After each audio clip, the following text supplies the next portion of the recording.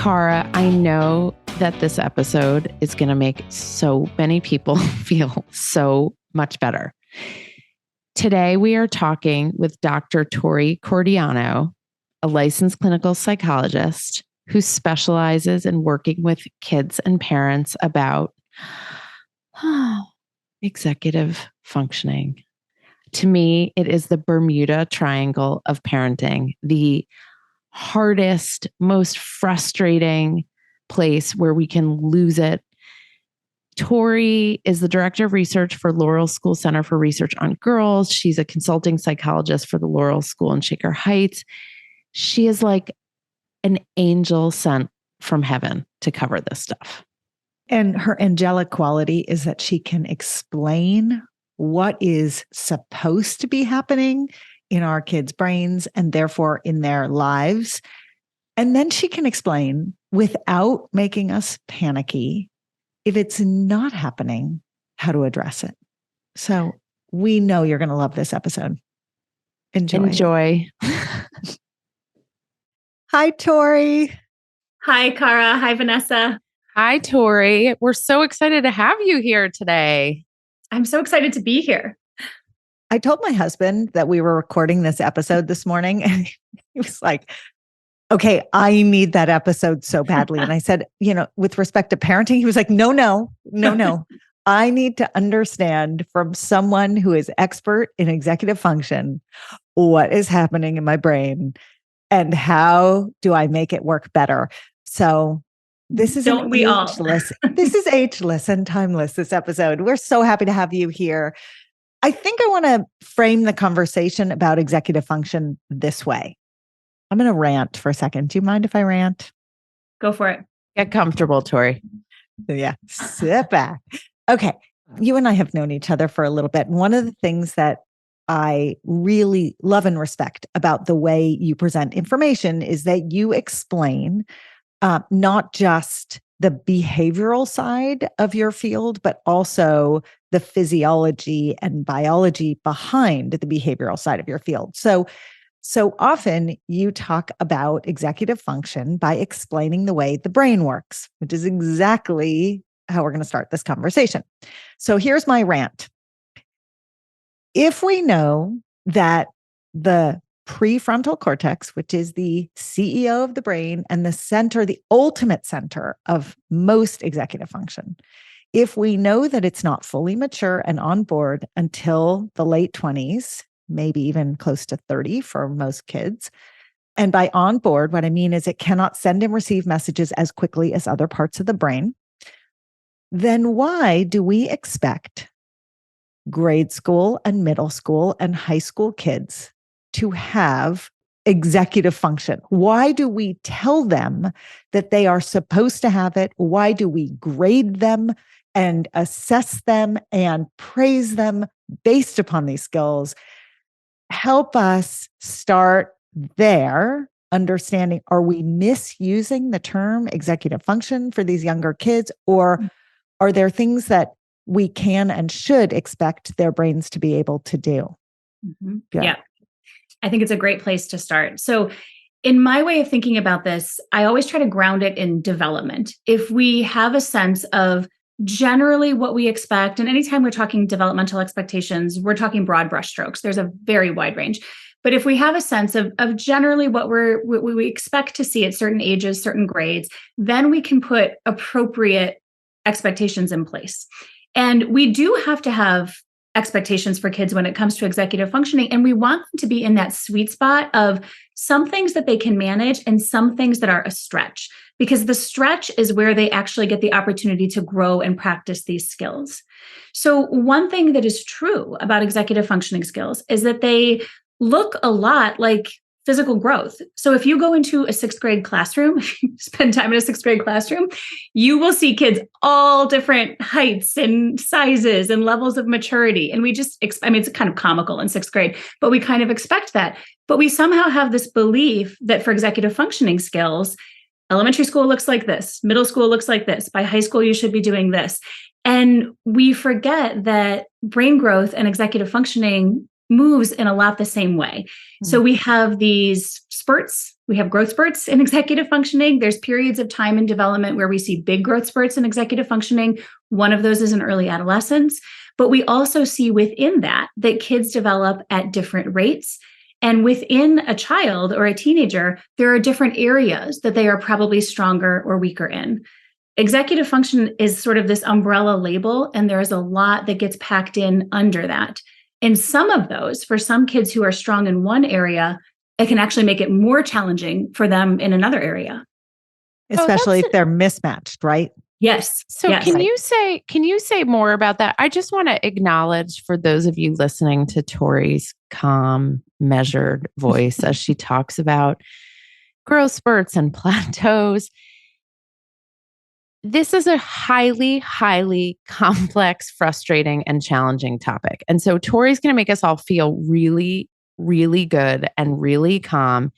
And it's okay if you're going into this episode with like your temperature at 100 and like having just screamed at your child for not having done something or messed something up. So what's going to happen in this episode is we're going to learn from Tori, and we're also going to cut ourselves a break for all of the ways that up until we learned from Tori, we have screwed up in major ways.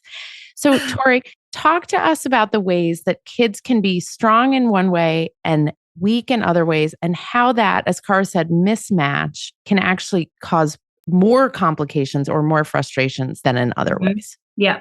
So if we unpack that label of executive functioning, there's a lot that gets thrown in there, but there's sort of three areas that we think about the most.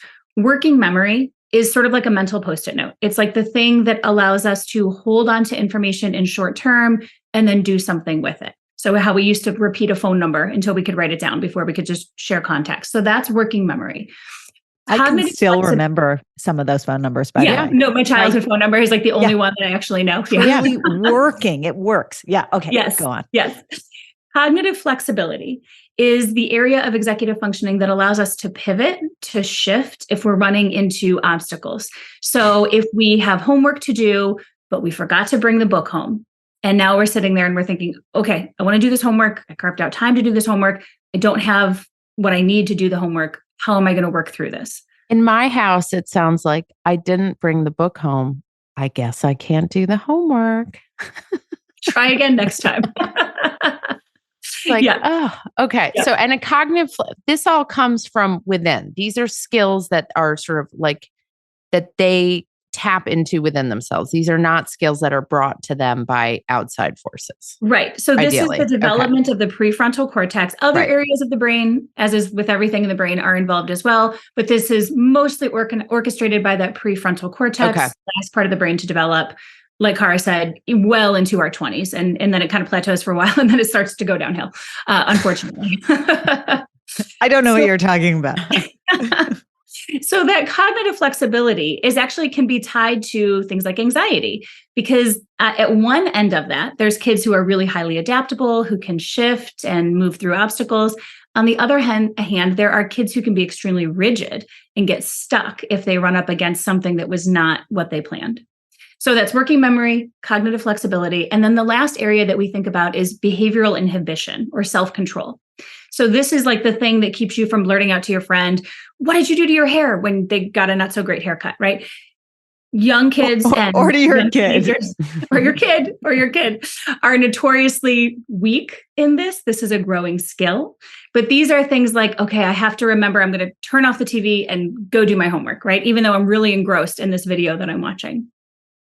So those two, especially that cognitive flexibility and behavioral inhibition, can kind of run into each other in ways that make it tricky. So we want kids to have this behavioral inhibition, this self-control, so that they can apply their efforts where they need to, they can rein themselves in when they need to, but we want to help them find that sweet spot where they can also be flexible, where they can also shift and allow things to unfold, maybe not the way that they expected.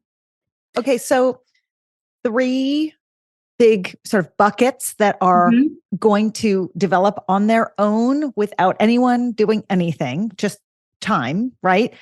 Working memory, cognitive flexibility, and this inhibitory kind of self-control. Inhibitory control, behavioral inhibition. Yep. Okay.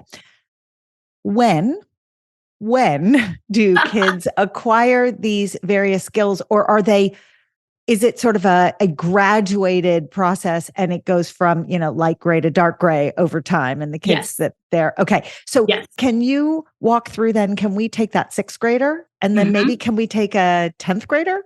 Yeah. And then maybe could we take a college kid? And where should they be on each of these 3 parameters? And when should the adults in their lives kind of go, this isn't where it needs to be?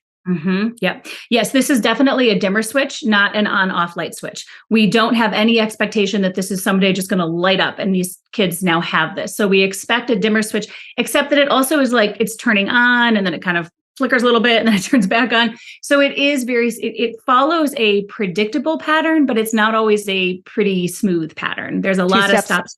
Yeah, 2 steps forward, 1 step back, I would imagine. Absolutely. Yeah. It's also important to note that executive functioning skills in general are really fickle. They're strong, but they are very, very much affected by stress, by if we're hungry, if we're sleep deprived, if we have things going on in our environment that are causing us stress, anxiety, depression.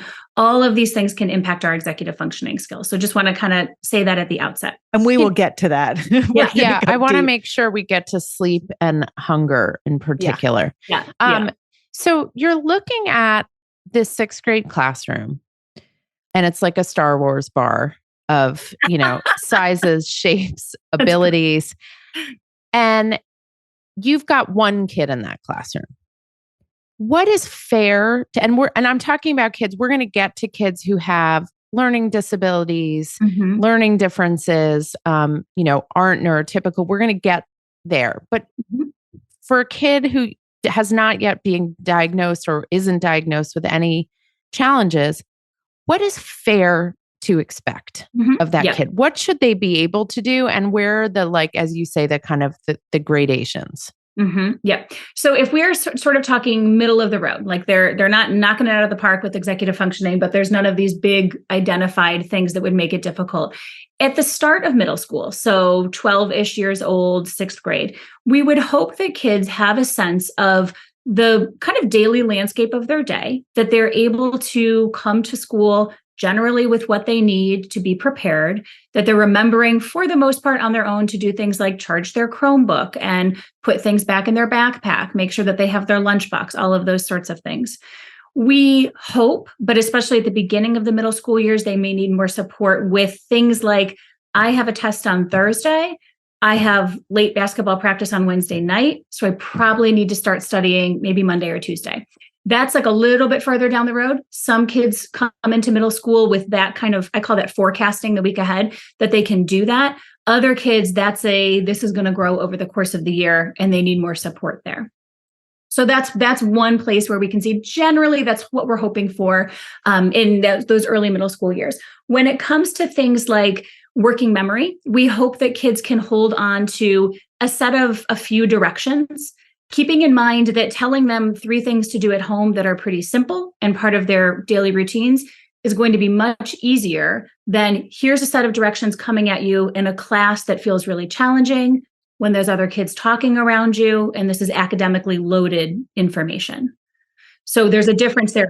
Right. There's circumstance affects the ability to kind of absorb the information and process it. Absolutely. Yeah. And how about their inhibitory self-control piece in the 6th grade, for instance? Yeah. So with all your vast knowledge of puberty, you know that you are running like crashing right into big waves of emotion. And the emotional dial is just so cranked up in these early adolescent years. So for some kids, you can actually see a little bit of a dip here when they're 12, 13, because there's just so much else going on. When we think about behavioral inhibition and self-control, a lot of this is tied to things like safety. So we want kids to be able to kind of assess a situation and pause before they are moving through it without kind of thinking through the steps. So for example, if you are, your kid is supposed to take the bus home from school and they decide instead to walk over to the library with classmates, you want them to first be able to pause and think through, okay, wait, I probably need to let somebody know that I'm going to do this And then I probably need to let them know about what time I'm going to be done, right? So that like kind of behavioral inhibition, let me first think this through before I just jet off with my friends, is a piece that we would want them to start to have. And because we harp on this so many times, I just want to make the physiological connection. So that pause is allowing signals to go to the prefrontal cortex, which is the consequential thinker in the brain, and not just to get to the limbic system, which is that this is what I want to do. It will be fun. It will feel good to hang with my friends, part of the brain. And so when you describe that as a strategy, that strategy is based in physiology. Yes, absolutely. Yes. And what you were saying at the outset about these skills develop within and they just happen, that is very true. Like kids will develop these skills, they'll get stronger as they age. But we also think about what sort of supports, conversations, predictable routines help to anchor and build these skills. So if you've had that conversation with your sixth grader, totally fine with me. If you want to hit the library after school, you'll need to let me know what your plans are so that I'm not freaking out when you don't come home on the bus. So let's dive into when they need support, scaffolding, repeated conversations, right? We did an episode about the backpack and what it's like to look at our kids' backpacks that are like vomiting loose papers or bedrooms. Yeah. I mean, it's just like a black hole of stuff from like 9 months ago. Or, I mean, the worst is like stuff they never handed in. That is really a dark place. But if you find yourself asking a kid over and over again. And we're still in the sixth grade because we still have to go to the 10th grade in college. So let's just contextualize this. We can spend all day in the sixth grade. This is a sixth grade backpack situation. Yes. Okay. So if you are aware of the unevenness and if you know that like, okay, this is my kid, but like my sixth graders got to learn how to deal with this. And we just hear ourselves like a broken record over and over, you know, please text me before you go to the library. I have to know where you're going to be. Or please don't just give up on your homework. Like stick through it. It's okay. Or your science teacher says you need to put your stuff in your binder. Like, let's get your stuff in your binder. What does it mean if we're like, are they just incapable of doing what that we're asking them to do? Do we stop asking? Do we back it up and like put it into smaller pieces? What do we do, Tori? Because it's so frustrating. Well, and because we got a listener question after that episode that we did, Vanessa, that spoke to this exactly and said, wait a second, isn't it part and parcel with their immature executive function? And aren't we asking too much of them? So I think that's the other side of that same question. Yeah. Okay. Yeah. So it's like a yes and, right? Like, yes, this is a big stretch for some kids. And we want them to actually feel some of the consequence here because that's a part of them building this skill. So the support piece of it is that we are setting up routines that are easy for them to fit their way of doing it into the routine. So for example, the backpack always has a certain landing spot that maybe on, Sunday afternoon, could be the floor if that doesn't bother anybody, but it always goes in the same spot. One of my kids actually puts hers in the kitchen floor, but it's like in a little corner. Yeah. Oh, I was going to say right in the middle in front of like the refrigerator. Yeah. Yeah. How about at least they won't blocking the front right? door? Yeah. Blocking the front door.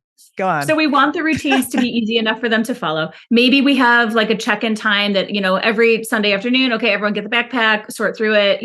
Some kids need that much structure. Some kids don't. One way that I think about this is what we do when the stakes are high and what we do when the stakes are low. And so it's middle school. Mostly everything is still, lower stakes at this point. But if we're thinking about, okay, this is just a kind of run-of-the-mill homework assignment. And, I've said it so many times that, you need to bring it home. The homework needs to be done before this. Please do your homework. Did you turn in your homework? And you're feeling like that broken record. At some point, it's actually helpful for kids to feel the consequence of, oh, shoot, I didn't turn in my homework.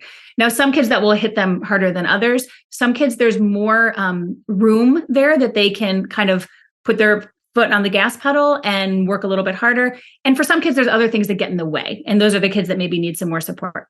When the stakes are really high, if we have a big test, a big project, and that your sixth grader still struggles with this, these are the times when we might say, I'm trying to back off a little bit more when it comes to homework. I know you're going to figure out your system. I know sometimes it feels like I'm nagging, but I am trying to give you space.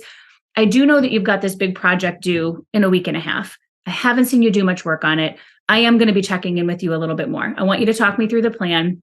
I'm going to check in to make sure you're staying with the plan. And if you are, I'm happy to back off. If not, you can expect I'm going to be checking in a little bit more frequently. Tori, I want to future cast that exact scenario to a 10th grader. And the reason why is that I actually want to future cast it to a senior applying to college. So often parents are torn between how much do I back off and let them do it themselves and go through this process, which is the ultimate long-term project, right? Applying to college and trying to figure out how to articulate your story and how to organize all this data and all this stuff versus how much do I help them? Because this is hard. It's a lot and it requires a tremendous amount of executive function. So to get from 6th grade there, can we do kind of a middle marker in about 9th or 10th grade? Take exactly what you were just describing. You haven't seen them working on the project, but now you're not really seeing a whole lot of what they're doing for their homework anyways. What's the expectation? What should they be doing? And what's the role that parents can play? Yep. Yeah. So I think about this, like, in 6th grade, they're driving the car and you're in the passenger seat, like gripping the side really tightly. By 9th or 10th grade, you've moved to the back seat. So you're still very much there, but you're getting a little bit more distance. By 12th grade, you're like halfway out of the car, right? So, okay, 9th, 10th grade, you're in the back seat. And so you're not seeing as much of their work, hopefully, because they're owning more of it on their own. For something like this big project, and you should see something happening, you're really not seeing much happening. I think putting it more in their court in terms of saying, hey, I know you've got this project you mentioned. I know you care about this class a lot. What's your plan for getting this done? So we're not kind of laying it out of here's what I think you want to think about in the same way we would in 6th grade. By 9th or 10th grade, we want to give them the chance to articulate what their plan is. Now, this very well may illuminate the fact that they have zero plan, right? Which is important to know. There is no plan, Tori. And then maybe there's a little bit more support. Okay, well, good. I'm glad we're still a week and a half out. Let's talk through it now. Or I'm glad it's the night before and you have no plan.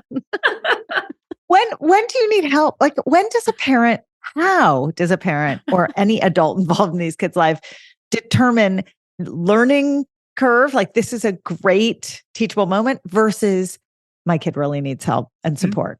And not from me, right? From someone else. Okay, so 2 things as psychologists we think about. One is the impairment in functioning. So how much is this getting in the way? If they are mostly getting, pretty solid grades that feel like they're working to their potential, they are mostly able to show up and have what they need for the things. And maybe something falls through the cracks every once in a while. Maybe there's a couple late nights here and there, but they're mostly kind of meeting the expectations. There's not a big impact on functional impairment. Of course, that can go in the other direction too. And that would be more of a cause for concern.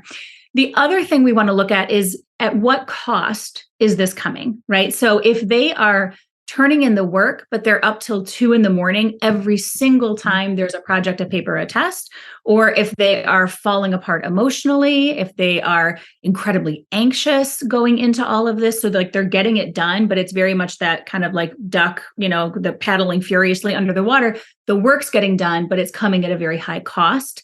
That's another place where we would be more concerned. So clarify for me about something. There might be someone on this podcast who has a child who, when she comes home from the end of the day and is asked by her adult, I wasn't sure if it was you or me till you gendered it. Might be me. I don't know. This is we're going to put money on and see who it is. You never know. This is our version of March Madness. Who is Vanessa talking about? Vanessa Cara bracket. Yes. The bracket. So the kid comes home and it's like, what do you have for homework tonight? And the kid's like, I don't know. And then, they play with the dog and they shower and they do their homework, but they're also like FaceTiming with friends. And yet they go to school and they do their stuff and they get straight A's. And you're like, this kid is not learning this lesson because they are not building executive functioning skills, but they are not yet facing the consequences of that reality. What do you do? Like, you don't punish. You're not like, this is terrible. You're getting really good grades and not working very hard. But you're also like, this is going to come back to bite you in the ass at some point. So like, if there are no external consequences, how do you instill some of those skills when they're not feeling compelled to develop them? Yeah. Yeah. And when we think about consequences, when we talk about natural consequences, what we mean here is like, you didn't turn in the homework, so your grade is lower, right? Yeah. Or you didn't, do the work, so now you're doing the work on the weekend instead of doing the thing that you really wanted to do. So in this case, those natural consequences aren't there because they actually are meeting the expectations. This is the kind of messy developmental trajectory thing that we see, where it can actually almost be hard for some kids who have these, strong, just kind of internal executive functioning skills, and they haven't yet met a level of difficulty that really challenges them. So as parents, we're watching this, right? Like watching, like, okay, you're going, okay, but I know what's coming, right? I know that you're going to hit maybe 8th grade, 9th grade, and the wheels are going to start to come off. So one of the things that we can think about is, because it does no good to say like, just wait a couple of years, you're going to see, no, they're not going to take any of that. But we can start to think about what habits we want to plant the seeds for that will serve them well. So even if the homework is not that difficult or doesn't take that long, we don't want them doing it in front of a screen. Right. We don't want them in their bed doing the homework. We don't want them saving it till the last possible second, even if they can get away with that. Yeah. And at a younger age, we still have more ability to put some limits in there. As they get older, that gets harder to do. So I have so many thoughts, not the least of which is that you just listed 3 things. And I'm like, check. That happens in my house every day. But the reason why it happens is exactly Vanessa's setup, which is, a kid who's meeting all expectations sets up a little bit of an unfair scenario for them. I think especially post-COVID, when last year's education was all, at least in LA, where the kids had not been in physical school for 16 months.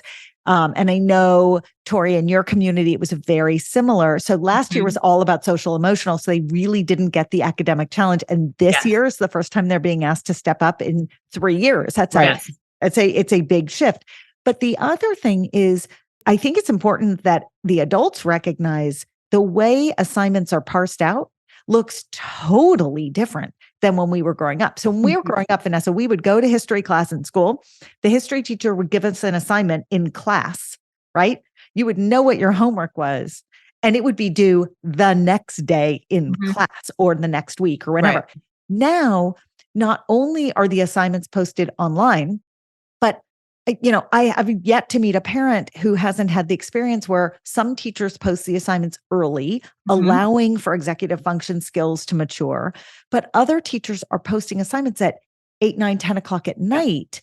And, for the kids who are organized early in the evening and want to go to bed, there's no way to meet the expectation because they either sacrifice their sleep or they're going to bed and not doing the homework or not doing the assignment. And so I think the circumstances are really, really different. My high schoolers have had midnight turn-in times for all of high school. I'm like, midnight, that is bananas, right? What about the next day in class? But it's different now. It's just different. Yeah.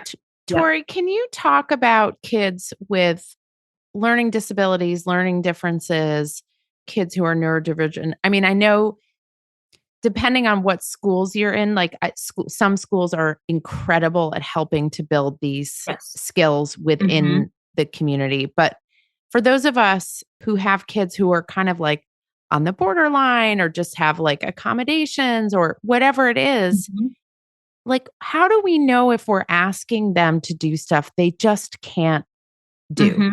Yeah.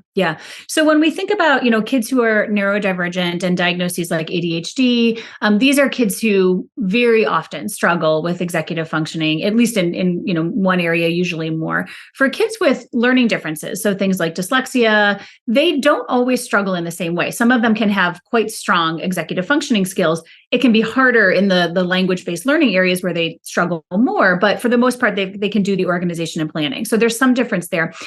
I think, knowing your child and then figuring out what are the expectations in this grade, in this class with this teacher. And again, when they're younger, we can do more of this. So when they're younger, it's more about making sure that the team, and I think about this like a team, like we are on a team together for this child, right? So the members of the team that are at school, whether that's the teachers or the school psychologist, the person who writes the learning plan, if they have one, really has a clear sense of this child's strengths and weaknesses. The strengths are very important because those are the things like lots of kids with learning differences or neurodivergent have a real strength in self-advocacy because they've had to, from a young age, say, hey, I missed this in class, or hey, can I meet with you? Or they've been coached to do that more than other kids who learn more typically.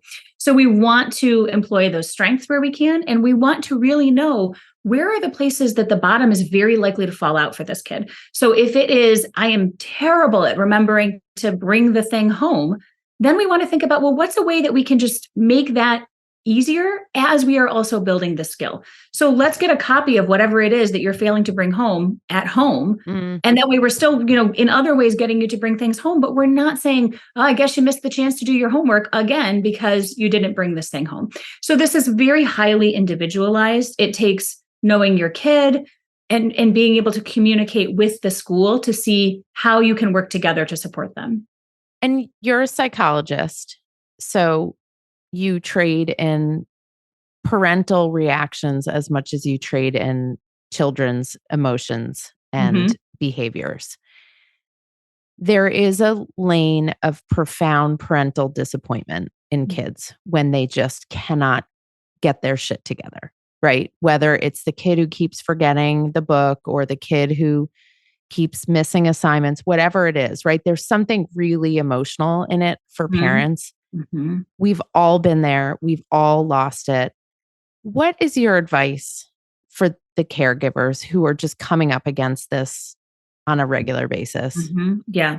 Okay. So like so many things with parenting a teenager, if parents have more support, they are going to show up better for their teenagers, right? So sometimes this is if you're parenting with a co-parent that you are identifying, okay, this is a button pusher for me. I got straight A's all the way through. The idea of not turning something in just makes my heart skip a beat. I'm going to need you to help me kind of check myself when my expectations are unrealistic. So knowing what those points are for you and being able to check in with somebody is great. You can also do that. I mean, you can do that with like professional support, right? Like with a therapist. I think the highest time that we see parents come to therapy is when they have teenagers because it's like they need support. It's just so helpful. I get lots of questions from parents and teenagers. The other piece of it is if you are able to, with your child, I think as they get older, you can do a little bit more of this and you're not putting your stuff on them, but you're saying, listen, I know that I have my own kind of, my own upbringing here. I'm coming to this with my own feelings about grades and homework. And I want you to know that I see you putting in the work. And sometimes my reaction might be bigger than what the situation actually demanded. And if that's the case, I'm going to do my best to rein it in. I'm going to do my best to repair. Know that that is about me and not about you. Can we circle back to the older kid? Maybe it's a graduating high school senior, maybe it's a college kid, and look through the lens of working memory, cognitive flexibility, inhibitory control. Where should they be? What's the goal? And can we add to that list also, what should their planning and organizational skill level be like? So where are we going? Yeah. Can you tell that we both have college kids? I mean, hypothetically speaking. Hypothetically, if the summer internship is still in process and you've talked about it 700 times, what might one do, Tori? And as parents, I mean, asking for a friend. Every phase of parenting is terrifying in its own way. But this one is like, okay, I can no longer do the kind of regular check-ins and have the oversight that I always did. So I'm kind of having to just trust that this is going to work. So by the time that kids are, let's say 12th grade, first year of college, we expect that they know how to swim, right? That they have learned how to swim. The strokes are strong. They're swimming in the pool. They are able to do that without support even, right? Like they can just jump into the pool and swim. It's great. But what's different about the pool is that there's not a huge current. Their feet can touch the bottom. They can check in at the side. If we think about what is often happening in 12th grade and the first year of college, that college application process, and then if we're assuming some sort of transition to young adulthood, whether it's college or working or a gap year or whatever, that's like you go to the beach and now you're like thrown in the ocean, right? Yes, you know how to swim, but this is not the pool. That current, you can be doing the same things and that current can just take you under. You can't touch the bottom. Your strokes aren't working. You can become very, very quickly overwhelmed.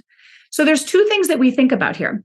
We actually need our kids, and this is kind of backing it up and then moving it forward. We actually need our kids to become stronger swimmers before we're tossing them into the ocean. So this is why all of those pieces of feeling the consequences and then helping to kind of figure out a plan from, early childhood on helps to prepare them for jumping into the ocean as 12th graders or first year college students. The other piece of it is that some kids, if we're thinking about that college application process or going off to college, they might not yet be ready for the ocean, right? They might need more time to practice in the pool before they are strong enough swimmers to be out in these open waters. And I think this is a conversation that has become more comfortable for a lot of parents the last few years. But this realization, again, that these skills do not develop evenly for every kid and teenager. We don't arrive at some endpoint, and we certainly don't arrive there at the same time. So some kids may need something different. It's so interesting. Can I just jump in and add that this whole conversation has been centered around school, right? And education.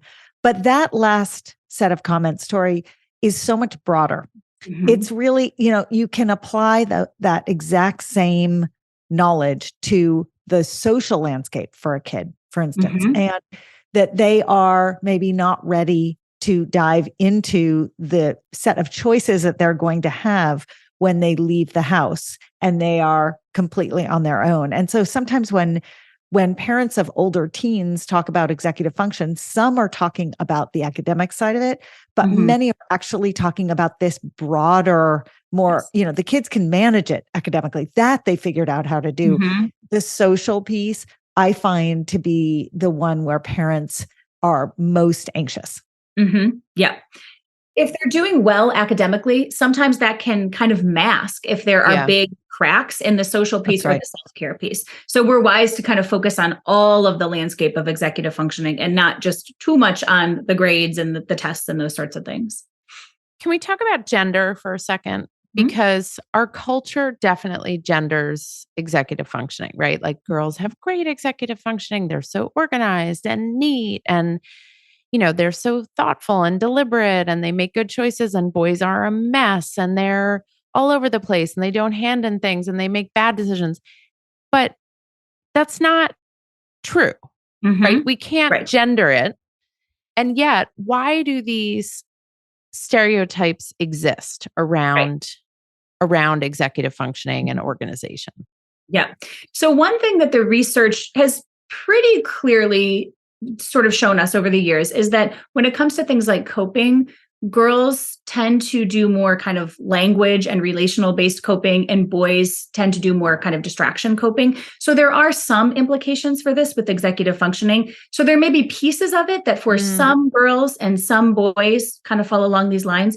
Anytime we're talking gender differences, there's going to be a lot of outliers, and we're only capturing a small subset here.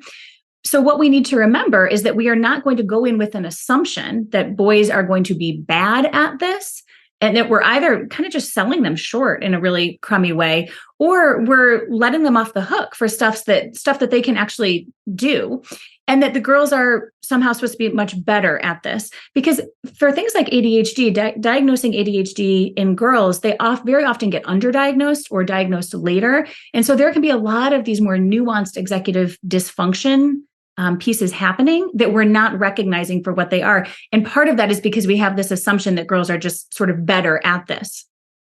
So let's talk about boys distracting as a way of coping. Yeah. Can you give us an example of what that might look like and help some of the folks who assume that their kids are just being jerks, but really it's in response to them feeling like they're having a hard time? Yeah. Yeah. So, and again, boys do not have a monopoly, and nor do kids or teenagers, right, on using distraction as coping. And sometimes healthy distraction is a very effective coping method, especially for things that we have less control over. But when it comes to like the executive functioning piece of it, it might be something like, I've got this big paper to do. I've got this big test to study for. I don't even know where to start. I don't even know what I'm supposed to do. This is so incredibly overwhelming. I can't even think about this, right? So instead, I'm going to lose myself in video games or go, do something, go play basketball. They can be things that they enjoy doing and that are great for them, but they're not the thing, right? That they actually need to be focused on. And the more we kind of push that down the road, the bigger that anxiety gets about it. Procrastination and anxiety go very much hand in hand. And distraction as coping feeds, if it's too much, feeds into that procrastination and makes the anxiety bigger. We're both like, wow, mic drop. No, I'm just like, all I'm doing is picturing my 4 children and like all the ways in which they are managing that and all the ways I've screwed up in addressing it. But I'm also listening to you and thinking there is another side to the coin. And the other side to the coin is too much focus and intensity with no balance. Yes. Becomes problematic in a different direction. So where does distraction end and balance begin? And that's I think a complicated question. It really depends on the kid, the age, sort of where they are, who they are, but that's hard. Oh, yeah. Yeah. And it's hard for adults too. Like that doesn't go away as adults, right? We maybe get a little bit better at it, but I think about this just as sort of like when we need to recalibrate, because it's very, very rare that we hit that sweet spot of like the scale is perfectly balanced. It's often, okay, I need a break. Oh, wait, now I actually have fallen a little farther behind. And now like, okay, I've been kind of hard driving for a while and I need to step back. So teenagers are the same way, that they can get and of course, we know hard driving, conscientious teenagers, boys and girls who push themselves far too hard for far too long without good coping and good breaks. And we want them to employ some of these other healthy distraction, other coping methods.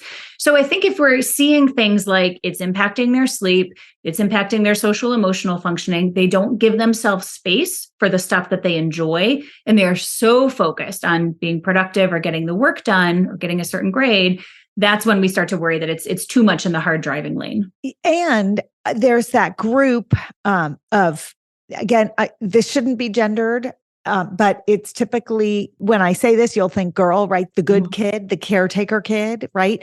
It can absolutely be a boy. It can be someone of any gender. Yep. But the kid who has advanced executive function skills and the ability to tap into their prefrontal cortex so much so that they become the caretaker in the group. And for them, they might have balance, they might have a social life, but actually when you drill down on their social life and their fun's not that fun because they're busy taking care of everyone. Can you spend a moment talking about executive function in that context and sort of where too much is maybe not a great thing? Yeah.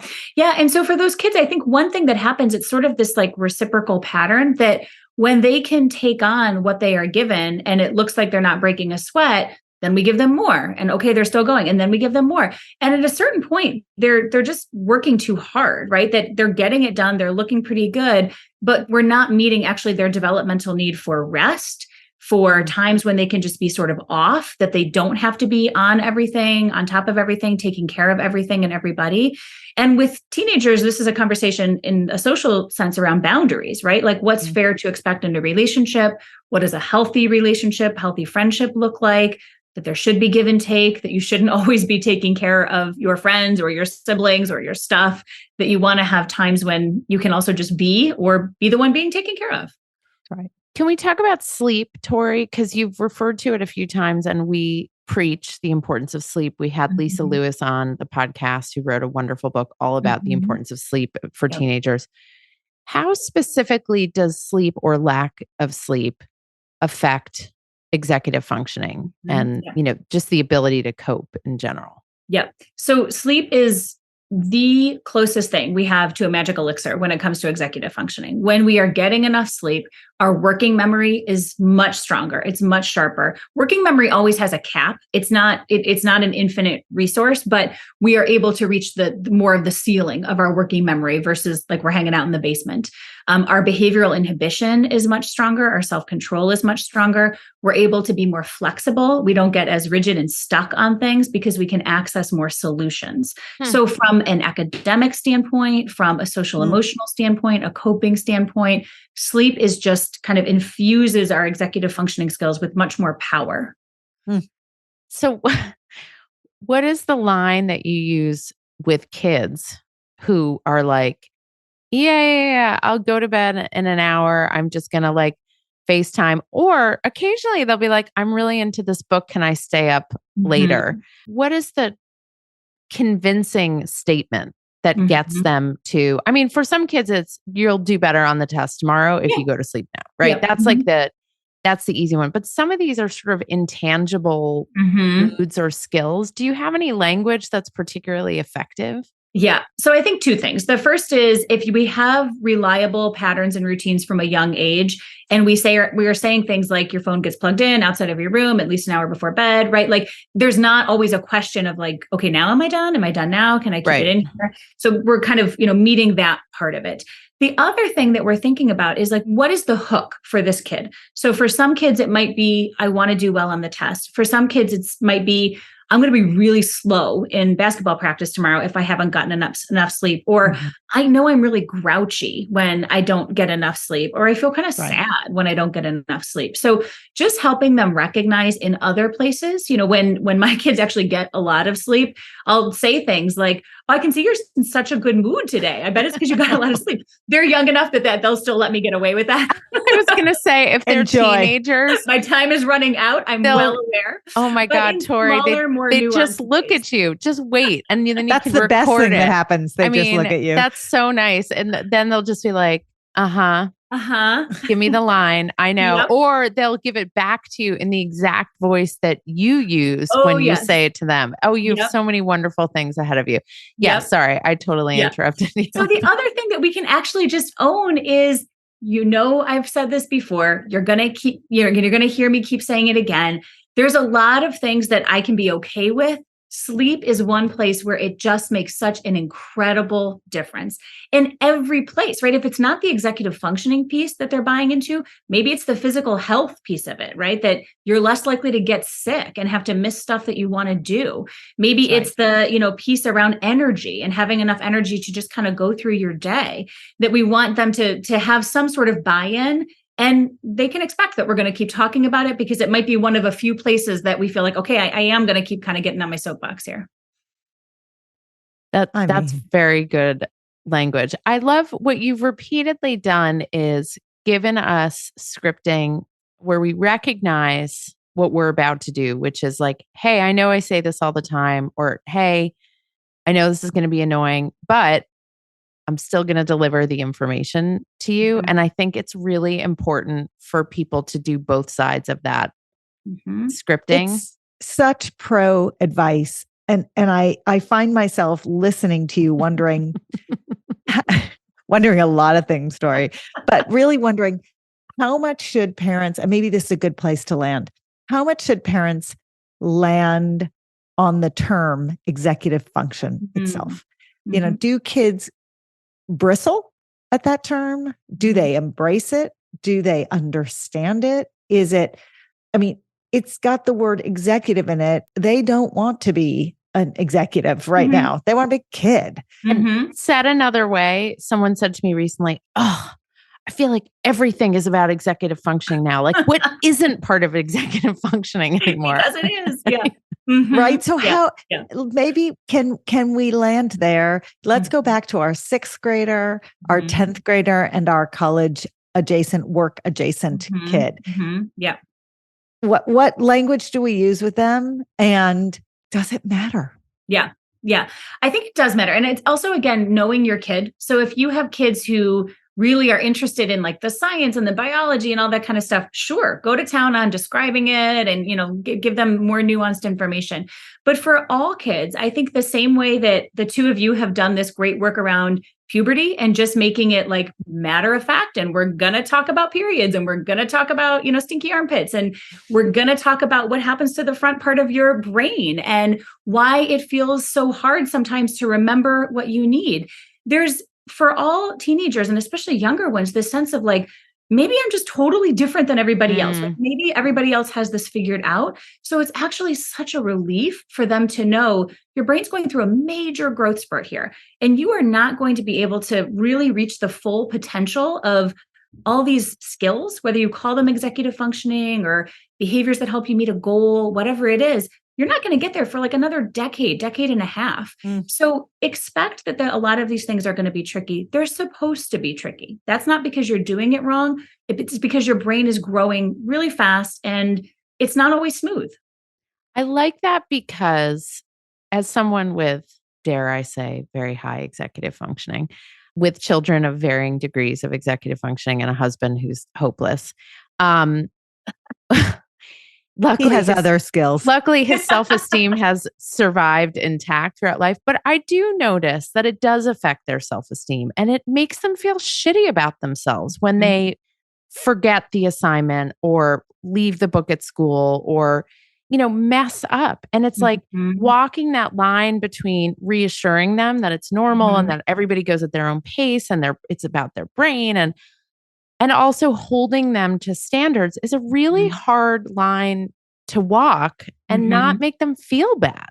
And it can define relationships a little. Friendships, friendships that fit really comfortably and neatly when kids are both in sync in their brain growth spurt work well. And then when one kid kind of plateaus and another kid keeps growing, they feel like they're in different places and they can feel like they've outgrown each other. And I think that, again, like this is a concept that we think about it in terms of education, but it's really so much broader than that. It's really about decision making. And when you view it that way and you think about your grammar school kid, your middle school kid, your high school kid, that picture that you painted in the beginning, Tori, is the exact right picture, that they're all at different levels. And sometimes it makes a beautiful symphonic sound and sometimes it's a mess. Sometimes it sounds like crap. Yes. It does. It can sound like crap. And I think to Vanessa's point, they can feel it internally. And the irony of all of it is sometimes the ones who are more advanced feel crummy and sometimes the ones who are less mature feel crummy. It is not like when you've reached a certain pinnacle in executive function, you feel like you've got the brass ring and you're done because the context of it is so complicated. Yep. But maybe the parent piece of this then is that we are trying to hold in mind that what our kids are managing is sometimes bananas, right? So if we look at their schedule, they've got school, they've got extracurricular, they've got sports, they've got jobs, to just give them some empathy and some validation for, I see what you are managing day to day. I see how hard you are working, that we are sometimes holding them to higher expectations than we hold ourselves. So that goes a long, long way toward just like recognizing you are doing a whole lot. Some of it's falling through the cracks. I can help partner with you to figure out how to make less of it fall through the cracks. Some of this is brain growth. There might be some things we can do, but I see you and I see how hard you're working. I think that's what open house day is for parents at schools, right? It's to understand how much is coming at them all day, every day. Tori, you are like the gift of all time. I know people are going to be emailing us and DMing us saying, have her back. So please come back. Please. I was just going to ask you to move in, Tori. That was nothing big. I would love to come back. I love chatting with the two of you and hearing all the good work that you do around puberty and just making this developmental period so much more accessible for parents and kids and all of us. Besides, we didn't even get to effective study techniques. Next time. Next time. I've recognized too many ways I've failed just in this conversation. So give me a moment to recover and then. But that's the beauty of repair, right? That's one of the best things we have as parents is that time for repair. My kids will tell you that my best skill as a parent is repair, which means I screw up a lot. Right there with you. Thank you, Tori. Come back soon. Thank you for having me. This was great.